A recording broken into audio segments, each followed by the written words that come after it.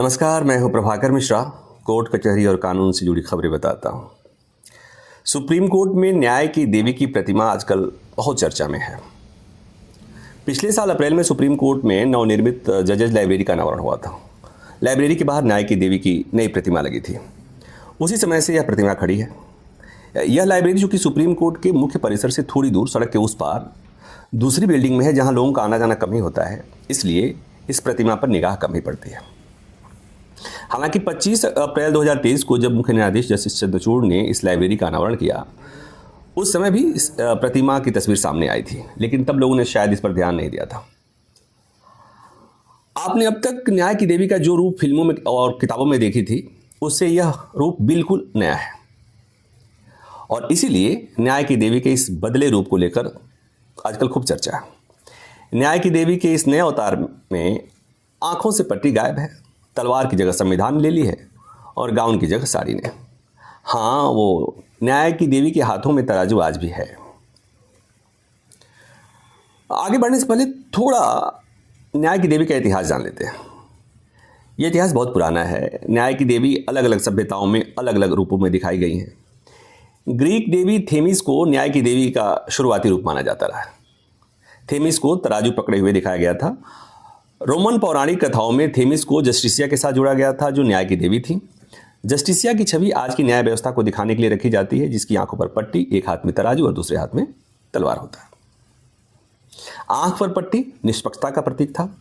इसका मतलब कि न्याय के सामने सब बराबर था, कोई बड़ा नहीं, कोई छोटा नहीं, कोई अमीर नहीं, कोई गरीब नहीं। न्याय की देवी के लिए सब बराबर थे। हाथ में तलवार यानी कानून की ताकत और उसके निर्णयों को लागू करने की शक्ति का प्रतीक था।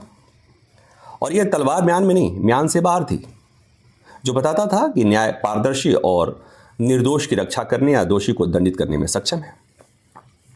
तराजू साक्ष्य और तर्कों को तौलने का प्रतीक है, जो दिखाता है कि कानून को किसी भी निर्णय पर पहुंचने से पहले सभी पक्षों पर विचार करना चाहिए। अब भारत में न्याय की देवी की आंखों की पट्टी खुल गई है। यह दिखाने की कोशिश है कि कानून अब अंधा नहीं रहा, कानून चौकस से जागरूक है। लेकिन इसका एक दूसरा असर यह हुआ है कि न्याय की देवी अब सब देखने लगी हैं कि सामने कौन है, पक्षकारों को देखने लगी हैं, वकीलों को देखने लगी हैं।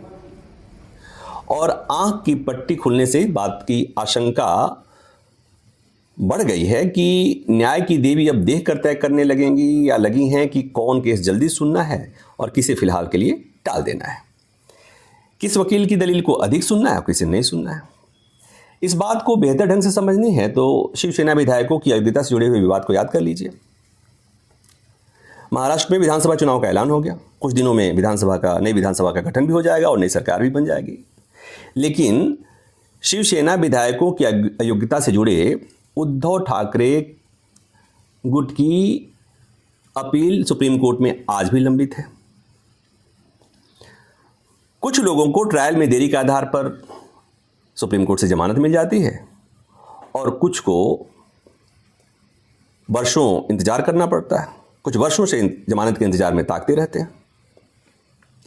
बदलते परिवेश में न्याय की देवी के गाउन की जगह साड़ी पहनने से किसी को भला क्या आपत्ति हो सकती है। हाँ, हाथ में तलवार के हटने से न्याय की देवी का भय कम होने की आशंका जरूर बढ़ गई है। हालांकि तलवार को हटाकर संविधान का किताब रखना इस बात का प्रतीक है कि भारत में कानून जो है वो संविधान के आधार पर चलता है कि न कि तलवार के भय से। अब हाल ही में सुप्रीम कोर्ट के उस फैसले को याद कीजिए जिसमें कोर्ट ने SC/ST आरक्षण से जुड़ा हुआ एक फैसला दिया था, और फिर याद कीजिए कि उस फैसले के खिलाफ देशव्यापी बंद का आह्वान हुआ था। कोर्ट के फैसले के खिलाफ टिप्पणियां, जजों के खिलाफ टिप्पणियां और कभी कभी संसद द्वारा उस फैसले को पलटने की कवायद, आपको नहीं लगता कि इसी भय के कम होने का नतीजा है? न्याय की देवी की आंखों पर पट्टी होने से एक भरोसा था कि न्याय बिना भेदभाव के होगा।